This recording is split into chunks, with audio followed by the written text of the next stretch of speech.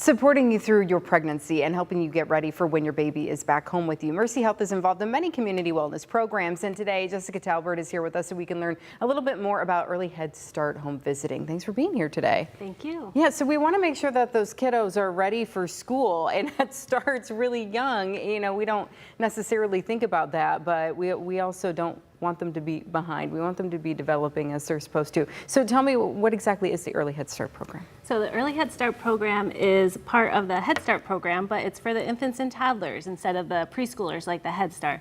And so similar to Head Start, Early Head Start is focusing on school readiness as well. And so with the home visiting, what we do is we assign a home visitor to the family with the infants and toddlers, and they go to their homes once a week for 90 minutes and work with the parent and the child. Oh, wow. So because as a new parent, I remember being like, what do I do? They don't give you a handbook. There is no instruction manual for this. Right. So what am I supposed to be doing with my child to make sure that they're developing and learning those maybe even fine motor skills or different things like that? So why is it so important on starting that early with the youngsters? And so the brain development is so important in those first few years because we know that the brain is 80% developed by the time they're 3 years old. And that's before they even think about school yet. Okay. And so we want to make sure that the parents are doing the activities and playing and reading and doing all these important things with their young one when they're that little, because a lot of times parents don't really realize that they do have to do these things, and that's going to help their child do better in school. It'll give them the confidence and be prepared for when they go to preschool and then go to kindergarten afterwards. Yeah, one step at a time. But yeah, when they're 2, you're like, well, they don't need to know how to read or do this or that. I mean, and that's not what we're talking about. We're not having them sit down and trying to do like math equations or anything. Right. So what does a home visit look like? What are some of the things they'll be doing? And so the home visit primarily, like I said, is focused on school readiness.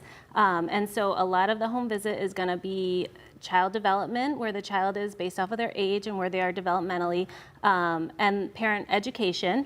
And so, but they also do activities with the families, and so sometimes they'll bring in materials, but a lot of times they try to use materials that they have around the home. Okay. So that way they don't have to go out and buy anything fancy, because the child learns best by playing at this age. And so apart from the activity and the development, we also will do health assessments and developmental assessments. We will connect the families to resources around the community. We'll help them set goals for themselves. Our program also offers play groups twice a month where we invite the families to come and meet the other families and do something fun, sometimes out in the community, sometimes in our office, where they can all hopefully make some new friends, both the parents and the children, because the socialization is something that families that don't have their children in childcare might not always get. And so those are important parts of the program as well. Yeah, and then that way when they do go off to pre-K or kindergarten, they'll kind of know what it's like to interact with other kids and have that sort of setting. But also it's fun too. You're not drill sergeants or anything with these kids. You know, they're playing and they're learning through that play, so that's really important as well. So families, is there like an eligibility requirement here, or how can families take advantage of the program? Yes, so with our program, it's Lucas County, and so they have to live within the Lucas County limits. But to be eligible for the program, there are a couple ways to get them enrolled. And so one way is if they receive some sort of government assistance like food stamps or SSI or TANF. Also, if it's a homeless family, they're automatically eligible. If it's a kinship family where grandma has custody or grandpa has custody, or a foster family, those are automatically eligible as well. And if they don't qualify for one of those things, if they're under 100% of the poverty line, then they can be enrolled. Okay, and so would they get connected through maybe their doctor's office, or how would they go about getting connected to the program? Well, they can call the phone number that we have listed, and that one is going to connect them to a person that will be able to get the enrollment. They can also look for us online through either the Mercy website or Lucas County website.